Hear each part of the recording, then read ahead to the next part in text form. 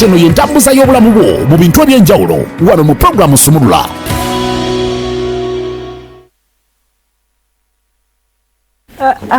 Akanyomero entambuza y'obulamu wetutunulira ensonga ez'enjawulo olunaku olw'eggulo twabadde wano ne Simon ne tukutuusako oluguudo oluli wakati wa Kyengera ne Buddo. Oluguudo luno lwaguddemu nti lwaleese ebintu bingi nti olunaku olwaleero omuntu eyabadde kouta nawe ejjo nga bulijjo agamba wano nvugirawo eddakiika 4 mba ku mulimu. Leero azuukuse ku ssaawa 10 era atuuse twalabanga firimu ng'oyo asobola okujja n'asimbula emmotoka n'agijja najja n'abuuka ekinnya n'ez'abayindi nejja n'ebuuka n'egwa eri tekyali tekisoboka jjo tekyasobose nti bw'otunuulira oluguudo olwo bannange ebintu bingi byabaddewo ng'ebibuuzo byo bingi waliwo n'abantu abatuuse okubeera nti batambuza bigere okutuuka ku mirimu gye bagenze gye babadde balina okugenda kuba emmotoka zo zabadde tezitambula ababooda ejjo babadde beeriisa nkuuli anti babadde bakutwalira 3 nga bakutwalira 1,000 olw'ensonga nti babadde tebabakkiriza kuyita ku makubo agamu. Oluguudo luno mukana akaseera nga ate namba plate ojjako yaki wakitabiikiriza abantu butaba na mitima abantu kuba na ttima banaffe bannayuganda obutagumiikiriza bana ekyo tekigwira abantu maybe gwagwe ennaku zino byonna bitiisa n'abo abali mu kwogera ku mizindaalo bagumu. Alfred Kabogoza omutuuze e Buddo alaga nti oluguudo luno balucomplainingako ebbanga eriise emabega naye tewali kyakolebwa.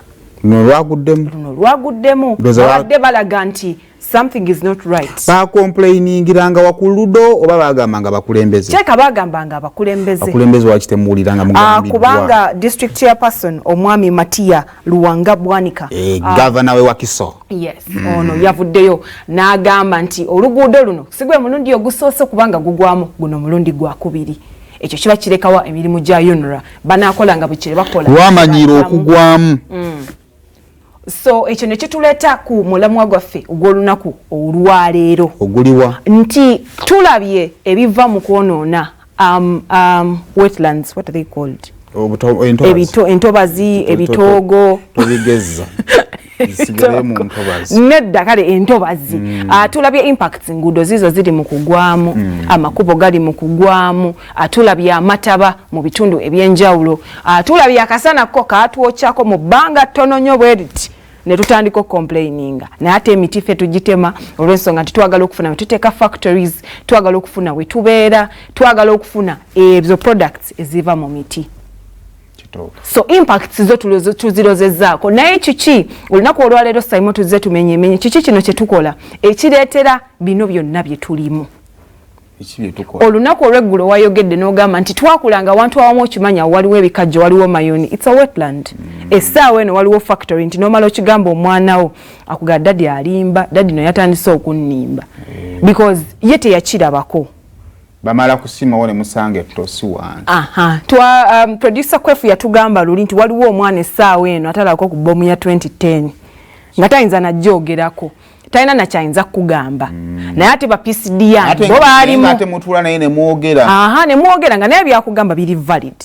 So also the wetlands nti bwe nkugamba nze nakula awali akamwesi awo ekanyenya awo ngoyingira Kyebando waliwo bikajjo na mayuni. But now it is a place. Teri tuli bato. Anyways, tukola ebintu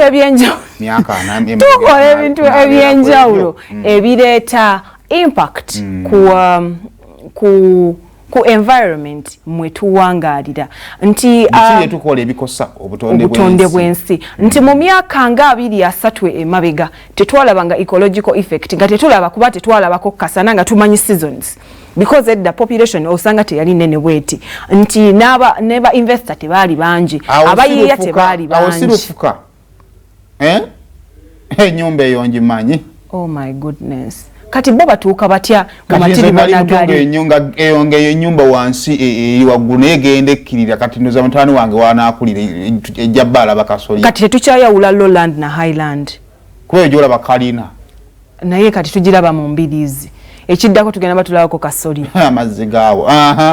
So tukola ebintu ebyenjawulo nga omwo mulimu tuyina human impact yemwe ebintu byemukola ng'abantu then waliwo amataba ne series tetulina we tutuuka nga batugamba amazzi mu mugga Kiyira oba ku Nalubaale gakendedde oba geeyongedde geeyongerako nondabira obuzibu then nolaba storms and floods amazzi ago okweyongera storms and floods ezo zonna impacts tuzirabye tubiwulidde kiki kyetukola ng'abantu okubanga tutuuka ku kino fe twetuusizza ku kino kyetuliko tutandike ne construction of dams ejo wagambye amazzi gaba galina turbines zikuba amasannyalaze tugafuna eno nga bagzimba turbines ezo omanyi nti balina sooka kusiba mazzi bagasiba kyovola abantu batugamba nga twali tusoma nti awali water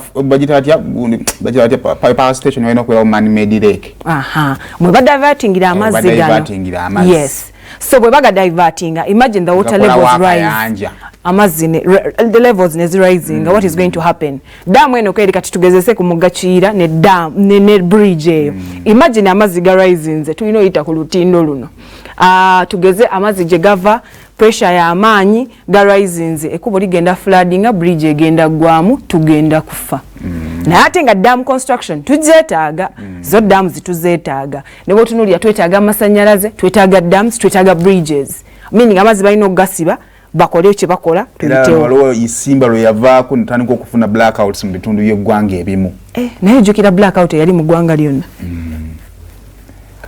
tugamba kino bagakuŋŋaanyiza wamu ne basobola okugatanga ne gabeera mangi basobole okugatanga g'amaanyi kati jukira tegeba pressure gwe gajjira wano si ye pressure ya man-made lake pakati bano bo baba bakyetegekera nti obungi bw'amazzi buli obunajja ne ganaaba mangi gatya bino ebiro busobola okucontaininga pressure kwe gajjira but remember we are humans ruling out kiri waliwo the positive is there naye teturuling out nti dam construction nayo erina impact gyereeta cause mukama bwe yali atonda gino emigala gitonda giflowinga nga gigenda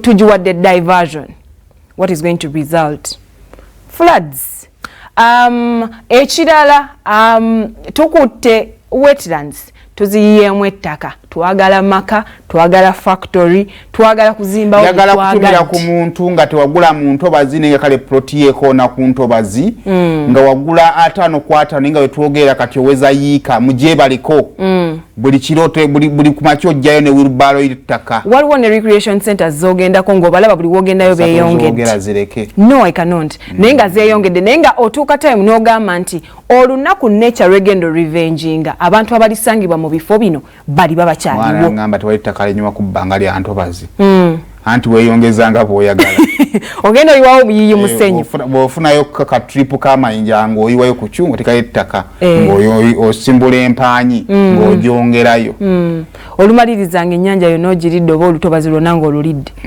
anti yeyo gye tugenda nga tetusobola kwambala kakondo n'omaliriza ng'olinnya akasana kaaka bakubuuza ebisooto obijjeewa nenga yeyo gyobadde so okuba nti entobazi zino tuzijjewo because twagala ettaka erya layisi ogenda osenda mpola mpola wogenda oteka ettaka wagenda wakala saimowoli ebbe ku ttaka bugenda osenda ebwoti ogenda kulema nga wakalu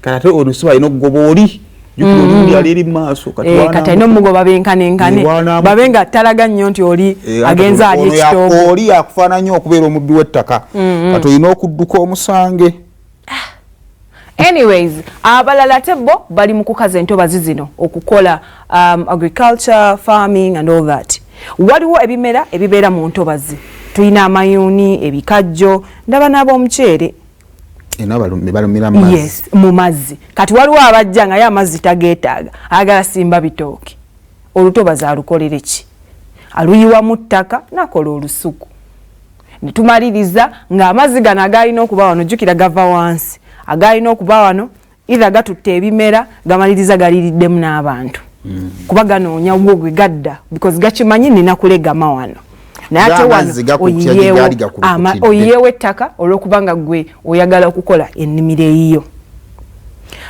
tuyina industries zino bwogenda nnyo mu ntobazi anti balina waste products ze baba balina okufulumya ngate balaziteka mu mazzi gaffe. Yes. Kati jukira kati bwogenda mu factories kankugereza nagenda ku mya sukali recently baba ne man-made lake. Kati webaba mu lutobazi instead of a man-made lake olutobazi luno lwennyini lwebagaziya ne bachanolinga ne baleeta bino byonna ebiveeno ne bijja. Nze nali mbalinga neewunya ate amakampani ag'obuvunaanyizibwa gegaagala mu ntobazi ate abasawo baagala ku nsozi. Iye. Abasawo bagana gabeera nnyo ku nsozi. Saimo ati mbasawo tutuuseeyo ati baba babalengera bo bakulengera ndowooza amakampani gegali ga buvunaanyizibwa ekkubo ne tuteeka ggulu ku ki ku lusozi buli omu n'alirengera. Abasawo tubateeke mu mazzi gabatwale. Abasawo bosanga ku nsozi tugende mu maaso. Bano balina okuchanolinga byproducts oba bino bye bateetaaga. Kati ne tumaliriza one jukira factories zino zivaamu omukka ogwo gukozenga pollution which is not good for the environment. Kati kubamu tuyina factory ekola ekintu ngeri wano ku Masengere byproducts bagenda zichanolingawo baba tebalina. So bwe bagenda mu ntobazi yes boonona naye bo bagitwalanga okugera nga bagenda okugendayo. Tulina kubuuza baba wattaka because bwotandikira okuzimba kiraga ettaka lino baali kuguziza oba bali kulizinze ekizibu kyabwe nti baagala oba balinga babulooka b'ebwayise wojja mukasana kuwa ennyumba takubuulira nti enkuba bwetonnya. Nze naye mpangizaako ennyumba y'omumazzi nensanga nga gasaze nenkubira landiroodi mugati waŋŋamba kise waŋŋamba nti amazzi gasala naŋŋamba yita eri tegaliyo. Nyumawera kunyumba zina toilet za kalina. Mwagala. Kati awo ne tumaliriza kati abali babaddeko mwezi ennyumba ye mwe abatanga sewage ng'enkuba bw'etonnya. Kugambye nga enkuba etandika butandisi bw'eti kutonnya n'owulira mukoka ate ng'awunya. Ng'ate mungi najja omulundi gumu ne clearing nga buli kimu. N'ogamba ne mumaliriza nga muli balwadde. Avudde wakumbe abakazambi basoose okuta kati mu lunaku olubi ng'enkuba eyinza okwagala okutonnya n'etatonya naye ng'abakazambi batadde. Which is causing impact to the whole environment. Mugenda maliriza muli balwadde mugenda maliriza oh my goodness it's even hard to explain. Anyways waliwo municipal sewage tugeze change kati nga bwogambye nti mulabye enkuba ejja ne mutta enkuba n'etatonya ekyalo ne kiwunya. Kati waliwo n'okuba nti amataba gakyusiza season nga mwali mukimanyidde enkuba bw'etonnya mweno season enkuba ebambyeyo enkuba n'etatonya nga ku luno lwe mwakungudde ng'ate mwadde mulina kubanga mukoola oba nga mwadde mulina kubanga musimba. Kati ne tumalirizanga the confusion and change in environment ne climate changes impact zino zonna byonna biroundinga off nga tuddayo kugwa omuntu ne tuddayo ku lunaku olw'eggulo disposal of kasasiro plastic obuveera kasasiro yenna atavunda tufune we tumuteeka ewatuufu kubanga amazzi gano gye galina okugenda newankubadde gonna tugakozesa gwe nolanga gagenda mu ttaka Sayima bagambye amazzi gakulukutira gye gaali gakulukutidde gagenda kudda ganoonye ccano mu gaali galina okuyita because go gagenda waganya nga gagamba ffe twaflowinganga nga tuyita wano gwozimbyewo kalina tumalirize nga kalina tugirabako mu mbinabina mukka. Njagala okutumirako ku bakyala abateeka kasasiro enkuba bw'etonnya n'omukwata n'omuyiwa mu mwala n'ofuna akati n'omusindiikiriza n'agenda aveewuwo agenda ewa abalala. But all in all na byonna ebiriwo nti tuyinza okuba tunenya abakulembeze tunenya abalina okutukolera ebintu bino. Njagala kitandike naffe nti entobazi zino zetwonoona tuzeetaaga ziyinza okuba ng'ezitalina mugaso naye tuzeetaaga. So bw'olaba omuntu nga ayonoona olutobazi bwe kiba mu authority yo mugambeko bwe kiba tekiri mu authority wo ne bw'ateesobola sirulabangako aboonoona entobazi bonna abeesobola.